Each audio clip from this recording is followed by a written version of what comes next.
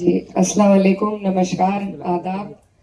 आज सबसे पहले मैं एपीसीआर और आईएमसीआर का शुक्रिया अदा करना चाहती हूँ कि आप लोगों ने इतने ज़हीन लोगों को यहाँ पर इकट्ठा किया और सबको अपनी बात रखने का और आगे जो रोड मैप है इस बेहद गंभीर विषय को लेके वो तय करने का हमें यहाँ पर मौका मिला है।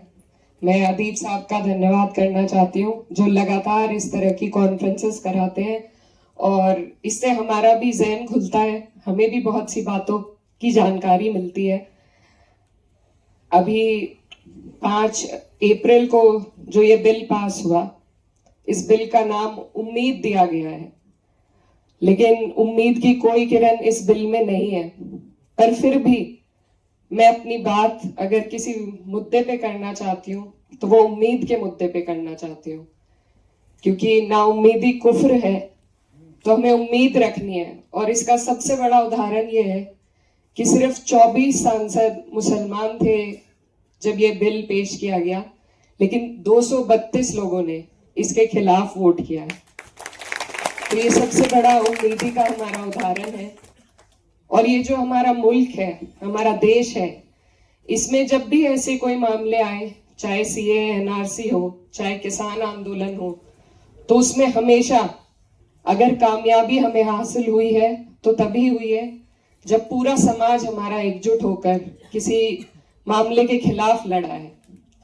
आज जैसा नदीम भाई बता रहे थे, प्रशांत भूषण जी ने कहा कि वक्फ की जानकारी बहुत से लोगों को नहीं है, तो हमारी सबसे पहले कोशिश यही होनी चाहिए कि हम जागरूक करें, इन्फॉर्म करें, एजुकेट करें वक्फ के मुद्दे पर अपने सभी हर तबके के लोगों को, क्योंकि जब तक हम एक दूसरे की ढाल नहीं बनेंगे हम इस सरकार से नहीं लड़ सकते। और साथ ही मैं ये भी कहना चाहती हूँ कि इसमें सबसे बड़ा रोल मुझे नहीं लगता पॉलिटिशियंस का होगा, नेताओं का होगा, पार्टियों का होगा। इसमें सबसे बड़ा रोल सिविल सोसाइटी का हो सकता है। तो आज यहाँ सिविल सोसाइटी सब पूरी मौजूद है, अलग अलग तबके से लोग यहाँ पर आए हैं और हमें ही कोशिश करनी है कि हम वक्फ के बारे में लोगों तक जानकारी पहुंचाएं, उनको एजुकेट करें, ताकि एकजुट होकर हम इसके खिलाफ लड़ सकें। क्योंकि ये लड़ाई सिर्फ एक कौम के खिलाफ नहीं है। आज अगर इसमें मुसलमानों पर सबसे ज्यादा तीखा हमला हो रहा है, तो आगे और भी बहुत लोग हैं जिनके लिए ये सरकार अपने मंसूबे तैयार कर रही है। तो इसीलिए जरूरत है हमें सबसे पहले बात उम्मीद की करने की और बात एकजुटता की करने की। तो मेरी आप सब से यही गुजारिश है कि हम लोग संसद में खड़े होकर हम सब ने, यहाँ सभी लोग जो बैठे हैं, सभी ने वक्फ के खिलाफ अपनी बात रखी। हम कामयाब नहीं हो सके क्योंकि हमारे पास नंबर्स नहीं थे, लेकिन ये लड़ाई अभी भी चल रही है, कोर्ट में चल रही है और मुझे उम्मीद है कि हमारा कोर्ट इंसाफ करेगा। अभी फैसला रिजर्व रखा गया है। अब अगर बात करें कि हमें इस दौरान क्या करना है, तो इस मुद्दे पर हमारी कई बार बात भी हुई है और इसमें कोशिश यही है कि जहां एक तरफ उम्मीद है वहां दूसरी तरफ तैयारी होनी चाहिए। क्योंकि ये जो सरकार का मंसूबा है, ये पूरे देश में एक एडमिनिस्ट्रेटिव केओस पैदा करने का है। जो छोटे छोटे जिले हैं, कस्बे हैं, सबसे पहले वहीं पर उन लोगों पर सबसे पहले ये परेशानी का पहाड़ टूटेगा जो शायद इसके कानून सही तरीके से नहीं जानते, नहीं समझते। तो मैं, क्योंकि यहाँ पर सभी जिम्मेदार लोग मौजूद हैं, सिर्फ ये कहना चाहती हूँ कि अगर हम कोशिश करें सिविल सोसाइटी के माध्यम से छोटे छोटे कस्बों में, छोटे जिलों में वक्त की जानकारी पहुंचाने की, तो मुझे लगता है उससे बहुत लोग हमारे साथ इस मुहिम में जुड़ेंगे।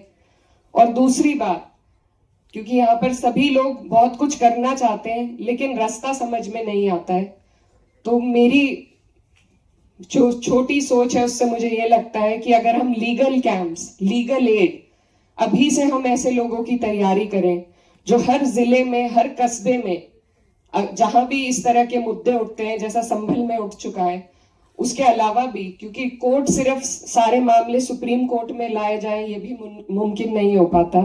लोअर कोर्ट से लेके हाई कोर्ट से लेके सुप्रीम कोर्ट तक हमें ऐसे लोगों को जोड़ना पड़ेगा जो जब ये मुद्दे जहां उठे उनके लिए एक तरमीम बनाई जाए कि कैसे उस जगह पर इस लड़ाई को हम लड़ सके। अभी हमारे एक स्टूडेंट लीडर थे, उन्होंने बहुत अच्छी बात कही और समाजवादी पार्टी पर भी सवाल उठाया। ये जगह पार्टी की बात करने की नहीं है, लेकिन मैं फिर भी ये कहना चाहती हूँ कि हमारे देश में जो भी कुछ हो रहा है वो राजनीति से होकर गुजरता है, जैसे कि वक्फ भी है। तो इसलिए जरूरी है कि हर मंच पर हम अपने अंदर भी झांके, हमारी जो कमियां रही हैं उन पर भी ध्यान दें और साथ में बात राजनीति की जरूर हो। द वर्ड ए पॉलिटिकल, इससे मुझे बड़ी नफरत है क्योंकि कुछ भी हमारे देश में ए पॉलिटिकल नहीं होता है। तो बात पॉलिटिक्स की जानी चाहिए और हम जहां खड़े हैं हमारी जिम्मेदारी है कि अगर हमारे ऊपर कोई भी अगर वर्ग हो, उस पर कोई संकट आए तो अपनी पार्टी का रुख उस तरफ मोड़ने की जिम्मेदारी हमारी है। और मुझे लगता है कि अब तक हमने कोशिश की है कि पार्टी ने एक मजबूत रुख पेश किया है वक्फ के खिलाफ और हर एक मुद्दे पर, और आगे भी इस जिम्मेदारी को, जिया भाई भी यहाँ पर हैं, हम सभी लोग निभाएंगे और बाकी जो पार्टीज यहाँ मौजूद हैं उनसे भी हमें ये उम्मीद है।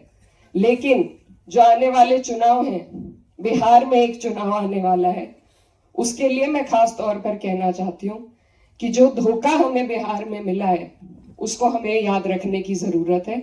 और वहां पर उसी हिसाब से, किसी पार्टी के लिए मैं वोट नहीं मांगना चाहती, लेकिन उसी हिसाब से अपना जहन खोलकर हमें हर एक पहलू पर ध्यान देने की जरूरत है। तो उसमें राजनीति भी आती है, उसमें लीगल एड भी आएगी और उसमें सिविल सोसाइटी का बहुत बड़ा योगदान रहेगा, लोगों को एजुकेट करने के लिए, उनको साथ जोड़ने के लिए।